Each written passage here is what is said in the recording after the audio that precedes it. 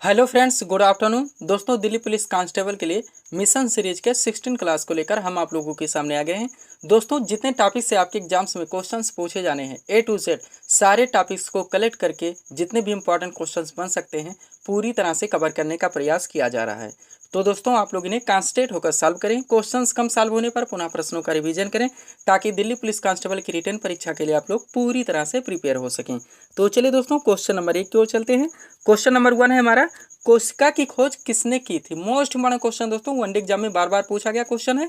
अभी हाल ही में SSC MTS में भी ये क्वेश्चन पूछा गया था। राइट आंसर होगा कोशिका की खोज रॉबर्ट हुक के द्वारा 1665 में की गई थी। दोनों चीजें आप लोग ध्यान रखेंगे। आगे चलते हम लोग। अगला क्वेश्चन है दोस्तों, करंट अफेयर्स का मोस्ट इंपॉर्टेंट क्वेश्चन है। अगस्त 2023 में हुए दिल्ली के प्रगति मैदान में पुस्तकालय महोत्सव 2023 का उद्घाटन किसने किया था। मोस्ट इंपॉर्टेंट क्वेश्चन है दोस्तों। अगस्त 2023 में हुए दिल्ली के प्रगति मैदान में पुस्तकालय महोत्सव का उद्घाटन 2023 का उद्घाटन किसने किया था। तो द्रौपदी मुर्मू आपका राइट आंसर होगा। आगे चलते हम लोग। अगला क्वेश्चन है दोस्तों, 2011 की जनगणना के अनुसार सर्वाधिक जनसंख्या घनत्व वाला केंद्र शासित प्रदेश कौन सा है। तो दिल्ली है। 2000 की जनगणना दोस्तों आप लोगों के लिए मोस्ट इंपॉर्टेंट टॉपिक्स रहेंगे। हर एग्जाम्स में यहाँ से 2 से 3 क्वेश्चन पूछे जा रहे हैं, ध्यान रखिए। आप लोग थोड़ा सा चर्चा भी कर लेते हैं। क्वेश्चन था 2011 की जनगणना के अनुसार सर्वाधिक जनसंख्या घनत्व वाला केंद्र शासित प्रदेश कौन सा है। तो दिल्ली है। अब कौन से केंद्र शासित प्रदेश की जनसंख्या घनत्व सबसे कम है, ये आप लोग कमेंट करके बताएंगे। अब एक्स्ट्रा फैक्ट देखते हैं। 2011 की जनगणना के अनुसार सबसे पहले हम लोग जनसंख्या घनत्व पर ही बात कर लेते हैं। किस राज्य का जनसंख्या घनत्व सबसे ज़्यादा है। तो वो कहाँ का है, बिहार का है। और सबसे कम जनसंख्या घनत्व वाला राज्य कौन सा है, तो अरुणाचल प्रदेश है, ध्यान रखेंगे। अब आते हैं लिटरेसी पर, यानी कि साक्षरता दर पर। तो 2011 की जनगणना के अनुसार सबसे ज़्यादा साक्षर राज्य कौन सा है, वो केरल है। और सबसे कम साक्षर राज्य कौन सा है, बिहार है। ये भी हो गया। अब आते हैं दोस्तों लिंगानुपात पर।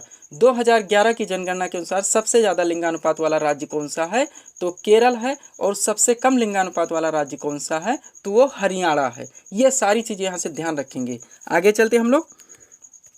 अगला क्वेश्चन है दोस्तों, किस पंचवर्षीय योजना में गरीबी उन्मूलन पर जोर दिया गया था। पंचवर्षीय योजना टोटल कितनी चलाई गई थी, मोस्ट मोड जो बनते हैं वो किस किस समय में चलाए गए थे, किस मॉडल पे आधारित थे, लक्ष्य कितना थी, प्राप्तियां कितनी हुई थी, ये सारे क्वेश्चन आप लोग कवर कर लेंगे। यहाँ से क्वेश्चन है, किस पंचवर्षीय योजना में गरीबी उन्मूलन पर जोर दिया गया था। तो 5वीं पंचवर्षीय योजना है। और टोटल 12 पंचवर्षीय योजना चलाई गई थी। 12वीं पंचवर्षीय योजना का समय था 2012 से 2017।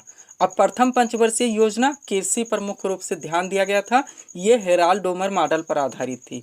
द्वितीय पंचवर्षीय योजना में मुख्य रूप से उद्योगों पर ध्यान दिया गया था। और ये दोस्तों पीसी महालनोबिस मॉडल पर आधारित थी। ये आप लोग ध्यान रखेंगे। उसके बाद अब ये क्वेश्चन आप लोग कोई भी इसमें से जो इम्पोर्टेंट बनता है कमेंट करके बताएंगे। आगे चलते हम लोग एक क्वेश्चन और लाएंगे दोस्तों, पंचवर्षीय योजना को पूरी तरह से कवर कर लेंगे। अगला क्वेश्चन है, वानखेड़े खेल का मैदान कहाँ स्थित है। मोटा सा क्वेश्चन है, इजी सा दोस्तों, हाईलाइटेड। राइट आंसर होगा मुंबई महाराष्ट्र में। ध्यान रखेंगे, ऐसे भी क्वेश्चन आपके एग्जाम में पूछे जाएंगे। आगे चलते हैं हम लोग। अगला क्वेश्चन है दोस्तों, विश्व का सबसे बड़ा मरुस्थल कौन सा है। मरुस्थल बताना है दोस्तों। तो भारत का कौन सा है, थार है। सबसे पहले ये ध्यान रखेंगे। अब विश्व का सबसे बड़ा मरुस्थल कौन सा है, तो सहारा है। अब किस महाद्वीप में स्थित है, ये आप लोग कमेंट करके बताएंगे। कमेंट जरूर कीजिए दोस्तों। कमेंट से होता क्या है, सबसे पहले आप लोग आंसर पर ध्यान देते हैं, फोकस करते हैं, आंसर निकालते हैं, कहीं से भी सर्च करके ही निकालते हैं। उसके बाद उसको कमेंट में डालकर आप कमेंट करते हैं। इससे आप उस पर पूरी तरह से प्रिपेयर हो जाते हैं और ज़्यादा से ज़्यादा दिनों तक वो क्वेश्चन के आंसर आप लोगों को याद रहते हैं। आगे चलते हैं हम लोग। अगला क्वेश्चन है दोस्तों, विश्व जल दिवस किस तिथि को मनाया जाता है। महत्वपूर्ण दिवस से भी आपके एग्जाम में क्वेश्चन पूछे जाएंगे और करंट रिलेटेड पे भी हम लोग ध्यान देंगे। क्वेश्चन है, विश्व जल दिवस किस तिथि को मनाया जाता है। तो ये 22 मार्च को मनाया जाता है, ध्यान रखेंगे आप लोग। आगे चलते हम लोग। अगला क्वेश्चन दोस्तों, अरावली पर्वत श्रृंखला किस राज्य में स्थित है। सबसे पहले ध्यान दीजिए, विश्व की सबसे पुरानी पर्वत श्रृंखलाओं में इसकी गिनती की जाती है। पुरानी पर्वत श्रृंखलाओं में ये एक अवशिष्ट पर्वत श्रृंखला है, ध्यान रखें, घिस चुकी है जिसका मतलब होता है। अब किस राज्य में स्थित है, तो राजस्थान राज्य में स्थित है। ये क्वेश्चन आप लोगों के लिए। अरावली पर्वत श्रृंखला की सबसे ऊंची चोटी कौन सी है, ये कमेंट में बताएंगे। आगे चलते हम लोग। अगला क्वेश्चन है, भारतीय राष्ट्रीय कांग्रेस की स्थापना किस वायसराय के शासनकाल में हुई थी? तो लॉर्ड डफरिन। सबसे पहले ध्यान देंगे, ये भी पूछा जाता है किसके शासनकाल में? तो लॉर्ड डफरिन के। अब एक्स्ट्रा फैक्ट में चलेंगे, वहाँ इसको पूरी तरह से बात करेंगे। क्वेश्चन यहाँ पे ध्यान दीजिएगा दोस्तों, भारतीय राष्ट्रीय कांग्रेस की स्थापना कब हुई थी? तो 28 दिसंबर 1885 को हुई थी। संस्थापक कौन थे? ये हुम थे। प्रथम अध्यक्ष कौन थे? WC बनर्जी थे। और इसका प्रथम अधिवेशन कहाँ पे हुआ था? बम्बई में हुआ था। टोटल 72 प्रतिनिधियों ने भाग लिया था, ये भी ध्यान रखेंगे। उसके बाद भारतीय राष्ट्रीय कांग्रेस के प्रथम मुस्लिम अध्यक्ष कौन थे? बदरुद्दीन तैयब जी। भारतीय राष्ट्रीय कांग्रेस की प्रथम महिला अध्यक्ष कौन थी? तो थी एनी बेसेंट, ये भी ध्यान रखेंगे। उसके आगे चलते हैं। 1907 के कांग्रेस के सूरत अधिवेशन में कांग्रेस के दोनों दलों में विभाजन हो गया था, यानी नरम दल और गरम दल। कहाँ पे? 1907 के कांग्रेस के सूरत अधिवेशन में। और पुनः 1916 के कांग्रेस के लखनऊ अधिवेशन में, 1916 के कांग्रेस के लखनऊ अधिवेशन में दोनों दल एक हो गए थे। कौन कौन? नरम दल व गरम दल। हर दोस्तों सेंटेंस में 2 से 3 क्वेश्चन बन रहे हैं। अब ये क्वेश्चन कमेंट के लिए ये इजी से देंगे। भारतीय राष्ट्रीय कांग्रेस के वर्तमान अध्यक्ष कौन है, ये आप लोग कमेंट करके बता देंगे। आगे चलते हैं हम लोग। अगला क्वेश्चन है दोस्तों, पीलिया रोग से कौन सा अंग प्रभावित होता है? पीलिया रोग से कौन सा अंग प्रभावित होता है? तो यकृत है। कौन सा है? यकृत है। ध्यान रखेंगे, हाईलाइटेड क्वेश्चन है, बार बार इस क्वेश्चन को सॉल्व किए हम लोग। अगला क्वेश्चन है दोस्तों, ध्यान देंगे, आर्टिकल 44 का संबंध बताना है। ये जो आंसर दिया गया दोस्तों, ये 40 का है। किसका है? 40 का है। अब ध्यान देंगे, भारतीय संविधान के अनुच्छेद 36 से 51 में DPSP यानी राज्य के नीति निर्देशक सिद्धांतों का वर्णन है, जो कि संविधान का भाग 4 है। इसमें 44 जो है दोस्तों, वो समान नागरिक संहिता से संबंधित है, बार बार पूछा गया है। और जो 40 है दोस्तों, वो पंचायती राज व्यवस्था के गठन का निर्देश देता है। अब पंचायती राज व्यवस्था का क्वेश्चन लेके आएंगे, जिस पर हम लोग पूरी तरह से बात कर लेंगे। तो 44 समान नागरिक संहिता, और 40 क्या है? पंचायती राज व्यवस्था के गठन का निर्देश। आगे चलते हम लोग। अगला क्वेश्चन है, संविधान के किस अनुच्छेद में मूल अधिकारों का मूल कर्तव्यों का वर्णन है? ये पूछा जा रहा है दोस्तों, संविधान के किस अनुच्छेद में मूल कर्तव्यों का वर्णन है? तो अनुच्छेद 51A है। भाग की बात करें तो 4A है। ये हो गया। अब भारतीय संविधान के दोस्तों ध्यान देंगे आप लोग, संविधान सभा के संविधान के 44वें संशोधन भारतीय संविधान के 42वें संविधान संशोधन 1976 के द्वारा सरदार स्वर्ण सिंह समिति की संस्तुतियों के आधार पर संविधान में मूल कर्तव्यों को जोड़ा गया था। एक बार फिर से बात करेंगे, 42वें संविधान संशोधन 1976 सरदार स्वर्ण सिंह समिति की संस्तुतियों के आधार पर संविधान में मूल कर्तव्यों को जोड़ा गया था। उस समय 10 थे, लेकिन 86वें संविधान संशोधन 2002 के द्वारा एक मूल कर्तव्य बढ़ा दिया गया। कौन सा? 6 से 14 वर्ष के बालकों को या बालिकाओं को दोस्तों मुफ्त शिक्षा दिलाना, ये कर्तव्य ये जोड़ दिया गया। तो वर्तमान में टोटल मूल कर्तव्यों की संख्या 11 है। भाग कौन सा है? 4A है। ये भी आप लोग ध्यान रखेंगे। आगे चलते हम लोग। अगला क्वेश्चन दोस्तों, अस्पृश्यता कानून संविधान के किस अनुच्छेद में? तो आर्टिकल 17 है। एक क्वेश्चन आगे है, पढ़ा है दोस्तों इसका, जिस पे पूरी तरह से चर्चा हो जाएगी। यहाँ इतना ध्यान दीजिएगा, अस्पृश्यता कानून संविधान के किस अनुच्छेद में है? तो आर्टिकल 17 है। आगे चलते हम लोग। अगला क्वेश्चन है, 1828 में राजा राम मोहन राय ने किसकी स्थापना की थी? ये पूछा जा रहा है। अब क्वेश्चन को थोड़ा सा पलट देंगे, राजा राम मोहन राय ने ब्रह्म समाज की स्थापना कब की थी, या ब्रह्म समाज की स्थापना कब हुई थी? तब दोनों चीज़ें ध्यान रखना होता है, इसलिए इस भी ध्यान रखें, क्वेश्चन पलट दिया जा सकता है। अब क्वेश्चन क्या है, 1828 में राजा राम मोहन राय ने किसकी स्थापना की थी? तो ब्रह्म समाज की थी। अब एक्स्ट्रा फैक्ट में पूरी तरह से कवर करेंगे हम लोग, ध्यान दीजिएगा। एक है सत्यशोधक समाज, जिसकी स्थापना ज्योतिबा फुले के द्वारा की गई थी। एक है आर्य समाज, जिसकी स्थापना स्वामी दयानंद सरस्वती के द्वारा की गई थी। इसकी भी पूछी जाती है, ध्यान रखेंगे। आर्य समाज की स्थापना 1875 में बंबई में स्वामी दयानंद सरस्वती के द्वारा की गई थी। ये क्वेश्चन कवर हो चुका है। इनकी एक प्रसिद्ध कृति है सत्यार्थ प्रकाश, ये भी पूछा जाता है। और इन्होंने वेदों की ओर लौटो का नारा भी दिया था, ये भी आप लोग ध्यान रखेंगे। उसके बाद है रामकृष्ण मिशन, इसकी स्थापना स्वामी विवेकानंद के द्वारा 1897 में। इनके आध्यात्मिक गुरु थे रामकृष्ण परमहंस, उन्हीं के नाम से इन्होंने रामकृष्ण मिशन की स्थापना की थी। ये भी क्लियर हो गया। एक है प्रार्थना समाज, इसकी स्थापना किसने की थी? आत्माराम पांडुरंग ने की थी, ये भी आप लोग ध्यान रखेंगे। एक है तत्वबोधिनी सभा, ये भी ध्यान रखेंगे। इसकी स्थापना किसने की थी? देवेंद्रनाथ टैगोर ने। किसने? देवेंद्रनाथ टैगोर ने, ध्यान रखेंगे आप लोग। आगे चलते हैं दोस्तों, नीति आयोग से मोस्ट बड़ा क्वेश्चन है, नीति आयोग के वर्तमान उपाध्यक्ष कौन है? तो वो सुमन के बेरी हैं। सबसे पहले ये हो गया। अब एक्स्ट्रा फैक्ट में चलेंगे, थोड़ा सा यहाँ पे बात कर लेते हैं। योजना आयोग के जगह पे यानी प्लानिंग कमीशन के जगह पे नीति आयोग की स्थापना की गई थी, इतना यहाँ से ध्यान रखेंगे। अब ध्यान दीजिए दोस्तों, इसकी स्थापना कब हुई थी? 1 जनवरी 2015 को हुई थी। प्रथम उपाध्यक्ष कौन थे? अरविंद पनघड़िया थे। और प्रथम CEO कौन थे? तो कौन थे? सिंधु श्री खुल्लर, ये भी ध्यान देंगे। और इसके बाद वर्तमान CEO कौन है? श्री VVR सुब्रमण्यम है, ये भी ध्यान देंगे। अब नीति का फुल फॉर्म भी पूछा जा सकता है, तो NITI यानी कि national institute for transforming India, ये भी आप लोग ध्यान देंगे। आगे चलते हम लोग, एक क्वेश्चन में 10 क्वेश्चन तक कवर हो जाते हैं दोस्तों, जो कि मोस्ट इंपॉर्टेंट होते हैं, सारे क्वेश्चन फैक्चुअल हैं। अगला क्वेश्चन है, संविधान सभा की प्रथम बैठक कब हुई थी? तो 9 दिसंबर 1946 को हुई थी, ये आंसर हो गया। अब एक्स्ट्रा फैक्ट में चलेंगे दोस्तों, कैबिनेट मिशन प्लान के दिन संविधान सभा का गठन किया गया था। टोटल सदस्य कितने रखे गए थे? 389, ये ध्यान देंगे। इसकी प्रथम बैठक 9 दिसंबर 1946 और इसी दिन संविधान डॉक्टर सच्चिदानंद सिन्हा को संविधान सभा का अस्थायी अध्यक्ष चुना गया था, ये हो गया। यानी कि 9 दिसंबर 1946 को जो प्रथम इसकी बैठक हुई थी, उसकी अध्यक्षता डॉक्टर सच्चिदानंद सिन्हा के द्वारा ही की गई थी। इसके बाद पुनः नेक्स्ट बैठक 11 दिसंबर 1946 को हुई और इस दिन डॉक्टर राजेंद्र प्रसाद को संविधान सभा का अस्थायी अध्यक्ष चुना गया था। पुनः नेक्स्ट बैठक 13 दिसंबर 1946 को हुई थी। इसमें पंडित जवाहरलाल नेहरू को संविधान सभा में उद्देश्य प्रस्ताव पेश किया था। तो किसने पेश किया था संविधान सभा में उद्देश्य प्रस्ताव?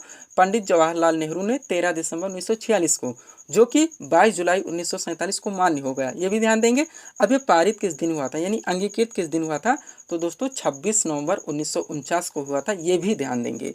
आगे चलते हम लोग, अगला क्वेश्चन है, राष्ट्रीय मानवाधिकार आयोग यानी कि NHRC के अध्यक्ष कौन बने? अरुण कुमार मिश्रा है। अब आप एक इजी सा दोस्तों प्यारा सा कमेंट कर देंगे, NHRC का पूर्ण नाम यानी फुल फॉर्म क्या होता है।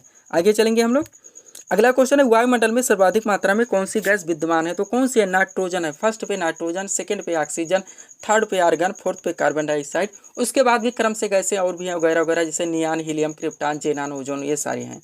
अब यहाँ से थोड़ा सा बात और कर लेते हैं। वायुमंडल का सबसे निचला मंडल कौन सा है? वो क्षोभ मंडल है, जिसमें कि बादल बनते हैं और वर्षा होती है। इसके ऊपर समताप मंडल में है। समताप मंडल जो कि वायुयान सेवाओं के लिए आदर्श स्थिति प्रस्तुत करता है और इसी के ऊपरी हिस्से पर ओजोन परत का विस्तार है, जो कि सूर्य से निकलने वाली अल्ट्रावायलेट किरणों से हमारी रक्षा करता है, ये हो गया। अब बीच में है मध्यमंडल। मध्यमंडल के ऊपर है आयनमंडल, जो कि रेडियो किरणों के प्रसारण के लिए जाना आता है, और सबसे ऊपरी हिस्से पर है बहिर्मंडल। अब ये इतना चीजें यहाँ से ध्यान रखेंगे।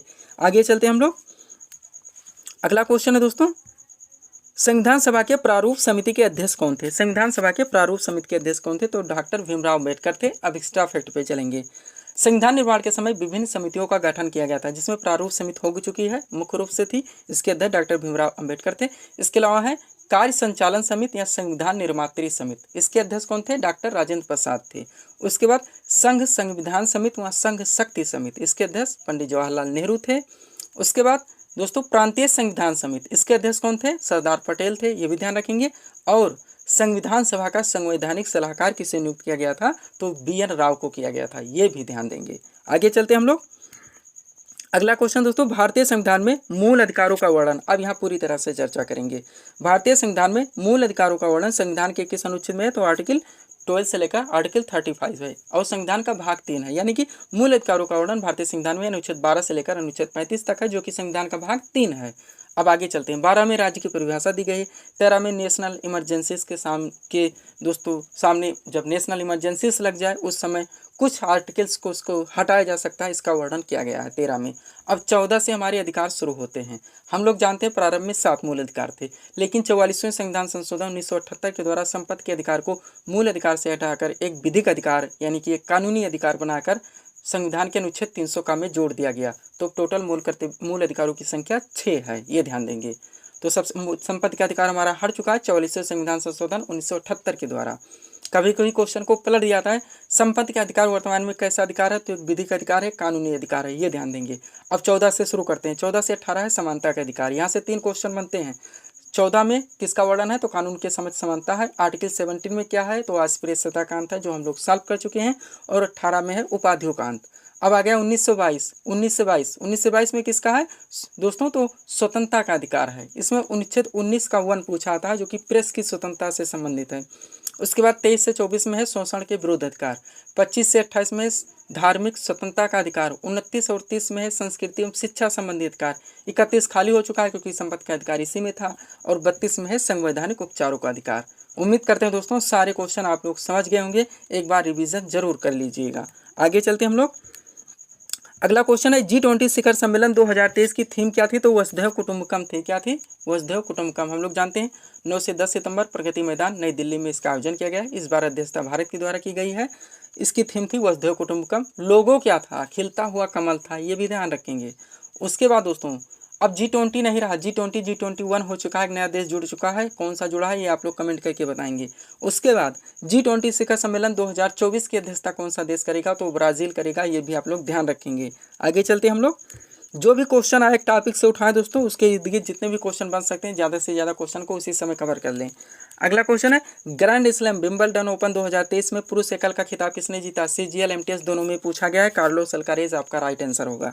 आगे चलते हम लोग, अगला क्वेश्चन दोस्तों जनगणना से है। यहाँ पे एक क्वेश्चन करेंगे, एक क्वेश्चन आप लोगों को देंगे।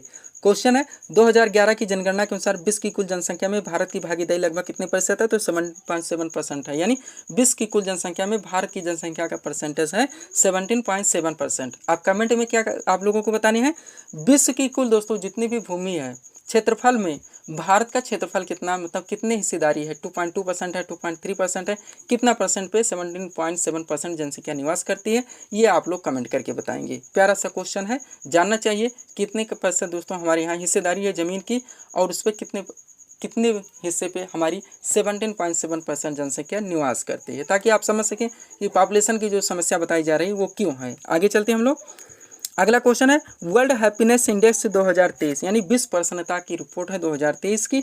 पूछा जा रहा है प्रथम स्थान पर कौन सा देश है, तो फिनलैंड है। आगे चलते हम लोग, अगला क्वेश्चन है किस संस्था के द्वारा स्टार्ट मोस्ट इंपॉर्टेंट क्वेश्चन आ चुका है दोस्तों, 10-12 क्वेश्चन तो कवर ही कर लेंगे। क्वेश्चन है किस संस्था के द्वारा स्टार्ट कार्यक्रम की शुरुआत की गई, तो इसरो के द्वारा की गई। अब इसरो के द्वारा की गई इसलिए क्वेश्चन मोस्ट इंपॉर्टेंट हो जाता है। क्यों हो जाता है, आप लोग जानते ही हैं इसरो को इस समय चल रहा है ट्रेंड में आपके क्वेश्चन में। अब सबसे पहले इसरो का फुल फॉर्म जान लेते हैं। तो इसरो का फुल फॉर्म होता है इंडियन स्पेस रिसर्च ऑर्गेनाइजेशन, भारतीय अंतरिक्ष अनुसंधान संगठन, ये हो गया।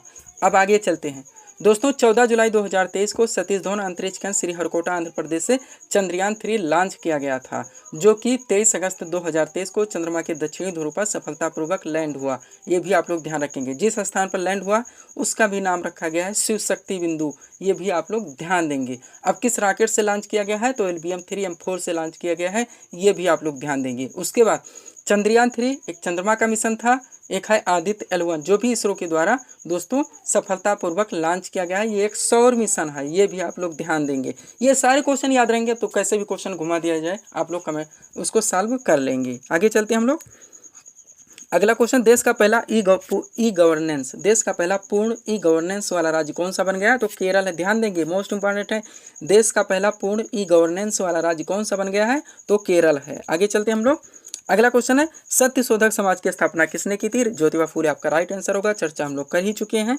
आगे चलते हैं हम लोग, अगला क्वेश्चन है जैन धर्म के 24वें एवं अंतिम तीर्थंकर कौन थे, तो महावीर स्वामी हैं। अब 24वें एवं अंतिम तीर्थंकर की यहीं पे बात हो गई है, यानी इसमें टोटल 24 तीर्थंकर हुए हैं। अब प्रथम कौन थे ये जानना जरूरी है, तो प्रथम ऋषभदेव थे, जिन्हें कि जैन धर्म का संस्थापक माना जाता है।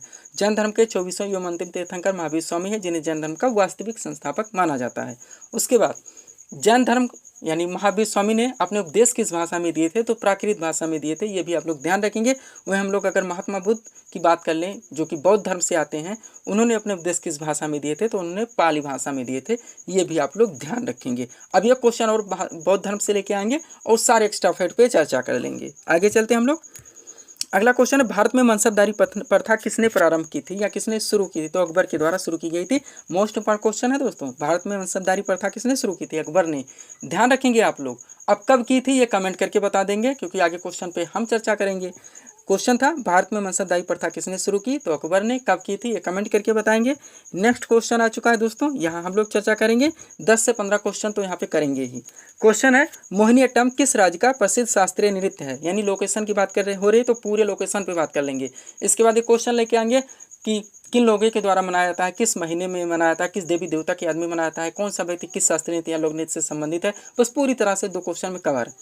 क्वेश्चन है मोहिनीअट्टम किस राज्य का प्रसिद्ध शास्त्रीय नृत्य है, तो केरल का है। अब केरल के 2 हैं शास्त्रीय नृत्य, एक मोहिनीअट्टम है ये वाला, और ये है दोस्तों कथकली। 2 हो गया शास्त्रीय नृत्य, एक लोक नृत्य है, एक ओणम। यानी केरल के टोटल 3 हैं, एक लोक नृत्य, 2 शास्त्रीय नृत्य, ओणम लोक नृत्य और मोहिनीअट्टम व कथकली शास्त्रीय नृत्य। केरल का खत्म हो गया। भरतनाट्यम तमिलनाडु का एक शास्त्रीय नृत्य है, ध्यान रखेंगे। कुचिपुड़ी भी एक शास्त्रीय नृत्य है जो कि आंध्र प्रदेश का है। यक्षगान एक लोक नृत्य है कर्नाटक का, ये भी हो गया। ओडिसी ओडिशा राज्य का शास्त्रीय नृत्य है। मणिपुरी मणिपुर राज्य का शास्त्रीय नृत्य है, दोनों ध्यान रखेंगे। अब आगे चलते हैं, लावड़ी महाराष्ट्र का लोक नृत्य है, ये भी खत्म हो गया। गरबा व डांडिया गुजरात का है, दोनों ध्यान रखेंगे, पारंपरिक लोक नृत्य हैं गरबा व डांडिया गुजरात के, ये भी हो गया। अब आगे चलते हैं, बिहू बार बार पूछा जाता है, एक लोक नृत्य है असम का। उसके अलावा यहाँ का एक शास्त्रीय नृत्य माना जाता है जो कि सत्रिया है, दोनों ध्यान रखेंगे, मोस्ट इंपॉर्टेंट है, बिहू और सत्रिया असम का हो गया। अब पंजाब पे आते हैं, पंजाब का क्या है, गिद्धा व भांगड़ा है, दोनों ध्यान रखेंगे, ये हो गया। राजस्थान का घूमर है, बार बार पूछा जाता है, घूमर कहाँ का लोक नृत्य है, तो ये राजस्थान का है।